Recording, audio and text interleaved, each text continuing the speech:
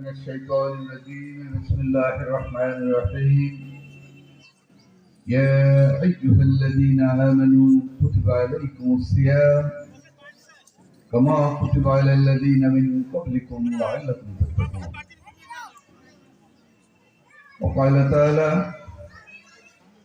شهر رمضان الذي أنزل فيه القرآن هدى للناس وبينات من الهدى والفرقان ومن شهد منكم الشهر فليصم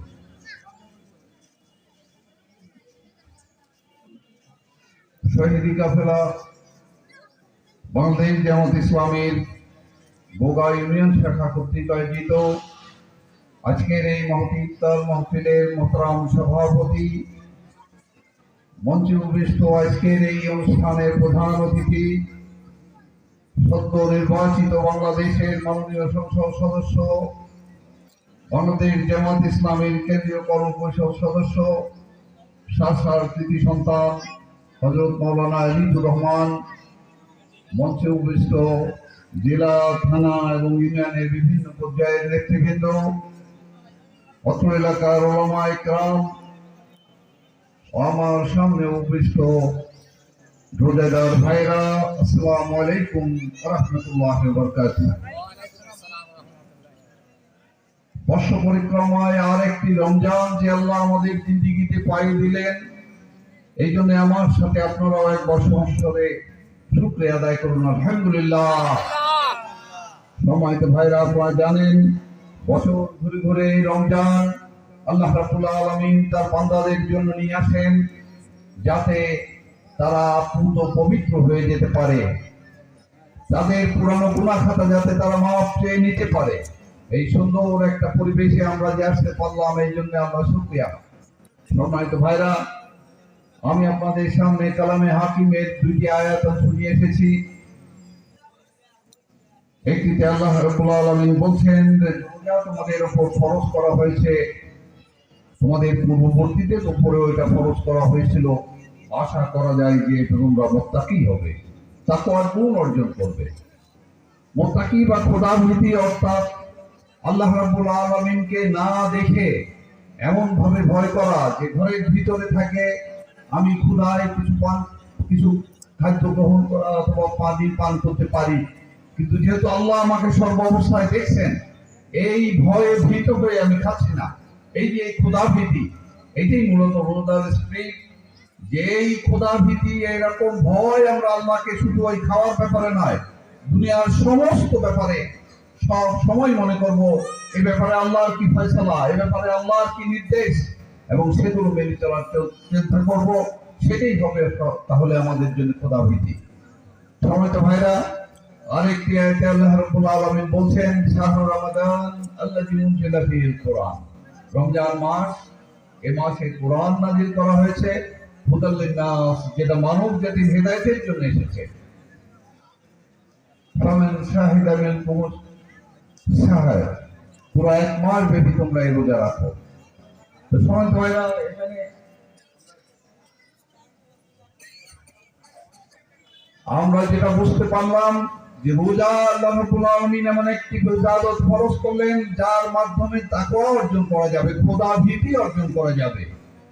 আর এই খোদাভীতি হলো পরবর্তী আয়াতে আল্লাহ রাব্বুল আলামিন কোরআন শরীফের ব্যাখ্যা হিসেবে বলছেন যে এই রমজান মাসে এই কোরআনকে নাযিল করা হয়েছে যেটা হেদায়েত দিতে পারে, যেটা সত্য এবং মিথ্যার পার্থক্য নির্ণয় করতে পারে। এই কথাটা, এই কোরআনকে মানার জন্য আসলে এই রমজানকে আমাদের জন্য ফরজ করা হয়েছে। এই কথাটা, এই দুইটা আয়াত যদি আপনারা পাশাপাশি মিলাই নিতে পারেন, সমন্বয় করে নিতে পারেন, তাহলেই আপনারা কামিয়াব হবেন। কোরআন সম্পর্কে আল্লাহ রাব্বুল আলামিন এখানে মূলত এই কথাই বলেছেন যে কোরআন হলো মানব জাতির সংবিধান, বিশেষ করে মুসলমানদের সংবিধান হলো আল কোরআন। যে কোরআন মানুষকে হেদায়েত দিতে পারে, যে কোরআন সত্য এবং মিথ্যাকে প্রভেদ করতে পারে, আমরা আমাদের ব্যক্তি, পরিবার, সমাজ এবং রাষ্ট্রে যদি এই কোরআনকে মানতে পারি, তাহলে মূলত আমরা কামিয়াব হব। সম্মানিত ভাইরা, ক্ষুধার মাধ্যমে, তৃষ্ণার মাধ্যমে আমরা যে ইবাদত অর্জন করলাম, যে তাকওয়া, এই তাকওয়া মূলত কোরআনকে মেনে নেওয়ার জন্য যে গুণ, সেই গুণই আসলে এই তাকওয়া অর্জন করা। আমরা আমাদের ভাইদের কাছে আবেদন করব যে আমরা প্রতি বছর ঘুরে রোজা আসে, আমরা এরকম একটা অনুষ্ঠান বিভিন্ন জায়গায় করছি, কিন্তু এই অনুষ্ঠান থেকে আমরা কোনো কিছু লাভ করতে পারছি না, আমাদের পরিবর্তন কোনো কিছু হচ্ছে না। রমজান চলে যাচ্ছে, আমরা আবার আগের জায়গায় ফিরে যাচ্ছি। আমি আপনাদেরকে আবেদন করব, মুসলমান যদি কোরআনের দিকে ফিরে না আসতে পারে, তাহলে রোজা রাখা তাদের অনর্থক হয়ে যাবে। সময় তো ভাইরা, আপনারা জানেন জামাত ইসলামী বাংলাদেশের দাওয়াত হলো আল্লাহর আইন আর সৎলোকের শাসন।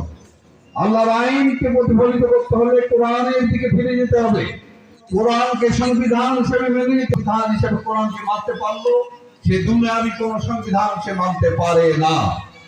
আমরা ভাইদেরকে আবেদন রাখবো, আপনারা আপনাদের আশেপাশে যে দল, যে ভাই করুক না কেন, আপনাদের আত্মীয় স্বজন, বন্ধু বান্ধব কোরআনকে সংবিধান হিসেবে মেনে নেওয়ার গুণ সৃষ্টি করার জন্য।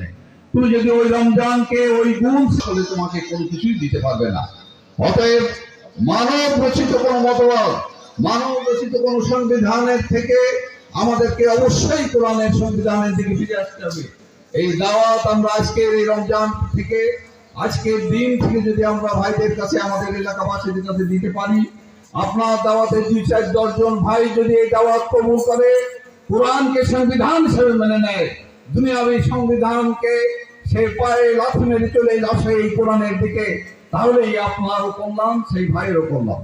আমি আপনাদেরকে এই শাশ্বত দাওয়াত দেওয়ার আহ্বান রেখে আপনারা প্রত্যেকে কোরআনের দিকে, কোরআনী সংবিধানের দিকে দাওয়াত দিবেন, এই আহ্বান রেখে আমি আমার কথা শেষ করছি। আমার তৌফিক ইল্লা বিল্লাহ। আসসালামু আলাইকুম।